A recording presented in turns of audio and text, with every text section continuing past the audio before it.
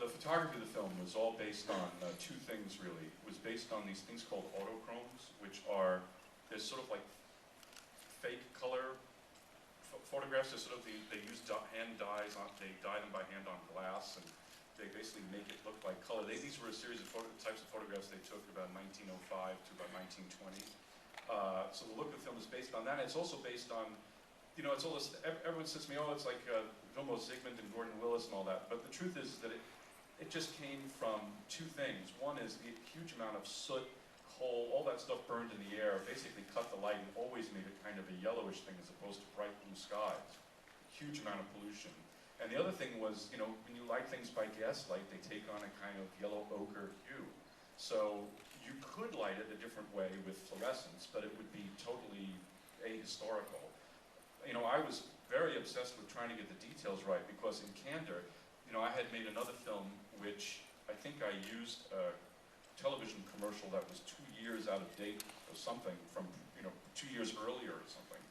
And I got raked over the coals for it by friends and critics alike, and I thought, I mean, I have these friends from New York say, that commercial didn't play anymore after 1989, what are you doing? So I became, on this movie, I was like, I'm not going to make that mistake. And of course, there's tons of mistakes, I'm sure, anyway, and I'm sure there'll be some IMDb goofs thing, you know, about how I did something right. But yeah, you know, not just the stories from my own family, but certainly Luc Sant's book, Low Life, was a big influence, and I spent a lot of time talking to the librarian at Ellis Island. He became my best friend, you know, and we tried to get the Enrico Caruso concert as accurate as we could, you know, based on all the stuff that I had gone through in the archives there. And it's really a big challenge, but you have to do it in order to sustain the, you know, the suspension of disbelief, you know. And in terms of the actors, did you show them anything, have them read anything?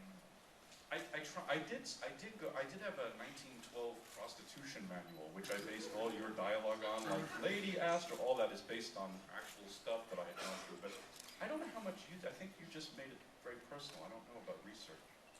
Ricketts. What? Ricketts.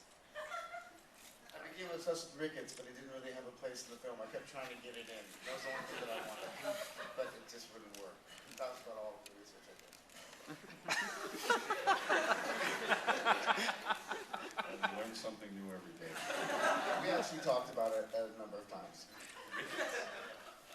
Well, we talked about afflictions. I mean, in a way, I think we softened it really quite a bit, because the truth is that actual tenement life was worthless. I mean, the tenement that we built, which was based on of course, the tenements of the day, and you can see them at the Tenement Museum on Orchard Street, which is just great, was much, much smaller than where we shot, because, which was on the stage, we built it, because if it were the same size, we wouldn't put the crew and the camera in there. So I had to make that a little larger. I mean, the tenements were rife with vermin. Everybody had typhus, basically, so there was a lot of, I decided that I didn't want the movie to be about that, you know. It's not an anthropological study. All right, we'll take some questions. Yeah, let's start in the back.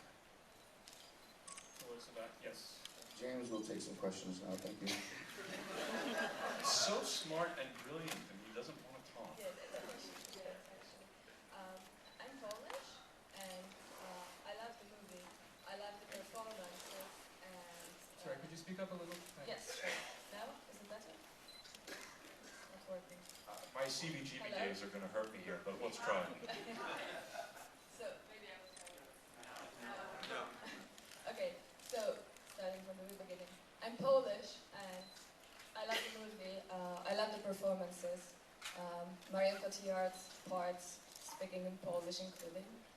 I just wanted to ask you to know about, a little bit more about the process of casting her, and whether you considered maybe casting some Polish actors to the movie.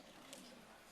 Well, the other actors, I mean, the woman who plays her aunt is, I'll try and answer it this way. I have 3 young children, and I kind of stopped going to the movies in about 2006. I mean, I see them at the end of the year, some, but I'm a little bit out of touch with movies right now, and I didn't know who Marion Cotillard was. And I had become friendly with her boyfriend, And we went out to dinner in Paris, and I met her, and she and I started arguing about an actor whom she loved and I thought was overrated, and she threw a piece of bread at my head. And I immediately, of course, you know, when she mentioned that she thought I was a jerk, I of course immediately liked her as a result. And I thought she had a great face, you know, not just physically beautiful, which she is, but haunted quality, almost like a silent film actress. I mean, I've talked about this, but she reminded me of Panetti from the Dreyer film. Very able to convey depth of emotion without dialogue specifically. So I wrote the movie for her and for Joaquin. And if they hadn't wanted to do the movie, I mean this, I'm not sure I would have made it. Whether she was Polish or French didn't really affect the decision at all, although she wound up cursing me because she would be on the set, as you can remember, she'd have her little book of Polish like this.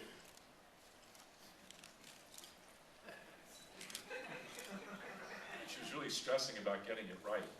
But I didn't think about that at all. I just wanted to, it's like I say, that trying reaching back in a way to move forward, to try and reference, in a sense, the silent film, the depth of those beautiful silent films where the actor either didn't have to say anything, or what I think is a beautiful quality in movies where an actor says, you know, or one person says to the other, you know, I like your shoes, but really it means I love you, you know what I mean? Or I want to kill you.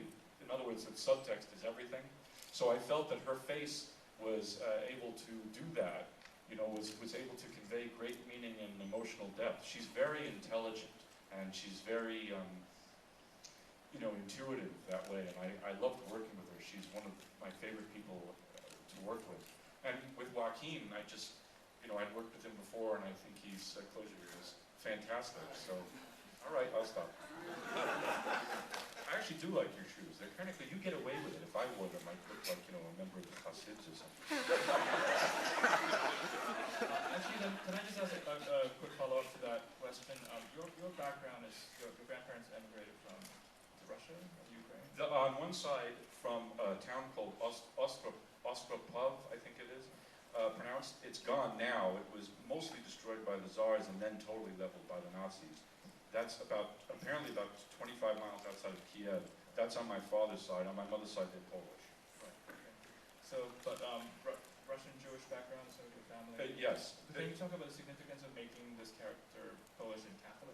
It started because, in the pure historical sense, the Polish immigrants at the time were Catholic, and I started to see that, and you know, some people might regard it as a mistake. I don't know. I find that I made her Catholic because of the theme of the film, or one of the themes of the film that I wanted to explore, which is this idea of redemption and forgiveness, which is almost institutionalized in a way in the Catholic Church. And the idea of, you know, of course, Madonna, all of this stuff was connected to the Catholic tradition. The Jewish tradition is a little bit different. So really it comes from what I wanted the film to be about. You know, I wanted her almost to kind of baptize him at the end, you know, to I wanted the film to be really kind of about